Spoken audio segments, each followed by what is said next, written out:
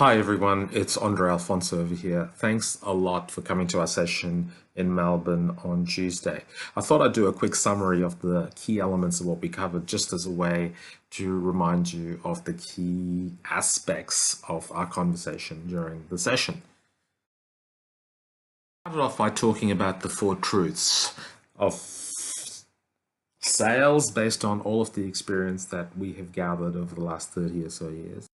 First thing we talked about was that salespeople spend a lot of time outside of the customer's office. Up to 70%, we talked about some, based on some research that was done some years ago. And 30% of time is spent face to face with the customer. And what we know is that moments that matter are when salespeople are face to face with the customer. That's the most impact you have when you are there in front of them. Second thing we talked about is that every salesperson needs to be competent in using a sales process when they are face to face with the customer. And we gave you an example of one of those, which is things like open the meeting, use questions to understand their needs, come up with a solution and pitch it, try and resolve the objections and close the deal. But the point we made is that it is not enough today. The third thing we talked about is how you can turbocharge the sales process by building trust. And we broke trust down into three critical elements. The first one was about increasing your credibility by demonstrating character and competence. The second thing we talked about was increasing intimacy, which was about building your emotional understanding of the customer. And the third thing we talked about was reducing perceived risk by making sure that the customer knew what the future held. And we talked about how we could use this model as a way of accelerating trust rather than to let it go through the normal process, which might take months and years. The fourth truth of selling that we talked about was how storytelling is a highly effective tool in building trust. And we talked about the key elements of a story and said that salespeople don't leverage storytelling when it comes to engaging with customers. Sometimes they think about a pitch or a case study, but it doesn't actually classify as a story. And the power of a story is to connect emotionally with the customer. We then looked at 6 pieces of evidence that talked about storytelling and the power of storytelling in the sales process. The first thing we looked at is that a story speaks to the part of the brain where decisions are actually made. We can now see that with functional MRI, where parts of the brain actually light up when they are stimulated in a particular way. And we know now that many decisions are made at an emotional and sometimes irrational level and then justified logically. The second bit of evidence we looked at was around building relationships. And we did that experiment in the room and we asked you to share a childhood challenge that you had. What we know is that people typically don't trust people in general. We talked about the stat of 30% of people that you don't know is the level of trust you get. Whereas people personally, the level of trust goes up. And we saw how that little exercise in the room can build trust very quickly in the moment. We talked about a story as the shortest distance between being a stranger and being a friend. Third piece of evidence we presented was around the experiment done at Stanford, where students were asked to speak for a minute about crime. The average student used some statistics, and only 1 in 10 told the story. But the point of that whole thing was that when people were asked to recall what they'd heard, 63% of people talked about the details of a story, whereas only 5% talked about any statistics. And the point of that in sales is that stories make it much easier for the customer to remember your ideas and your product.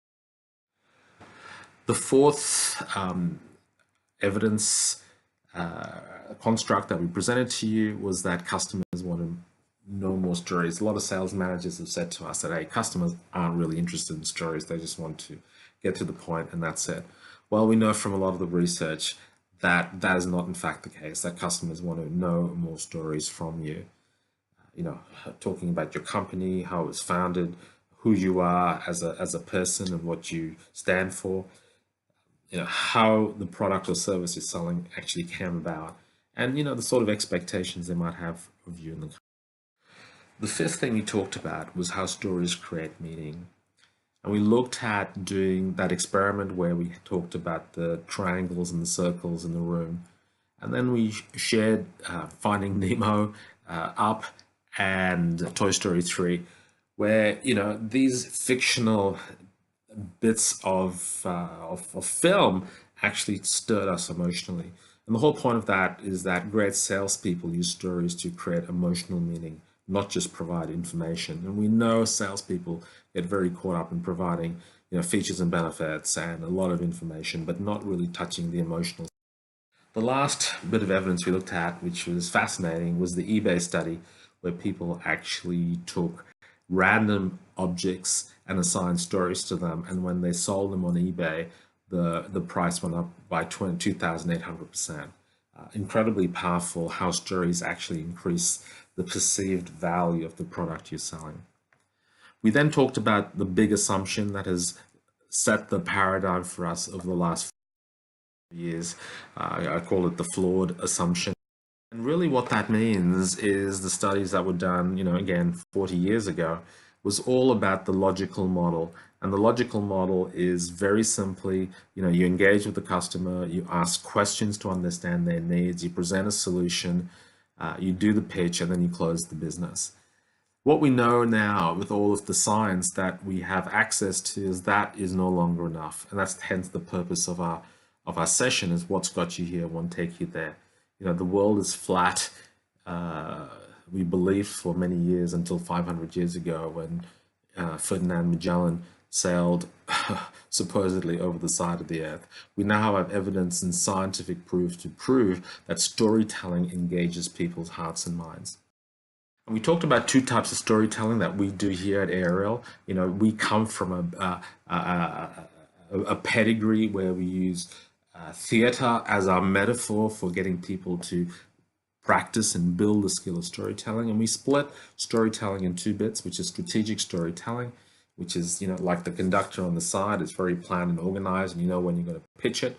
And we talked about agile storytelling, which is like the jazz band on your right, which is much more spontaneous and in the moment and reacting to what a customer said.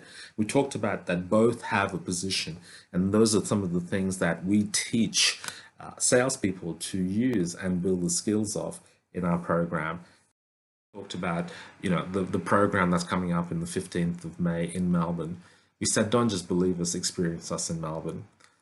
Come along to our one-day storytelling program for professionals, just to experience the impact of what we do and how it can turbocharge your sales process.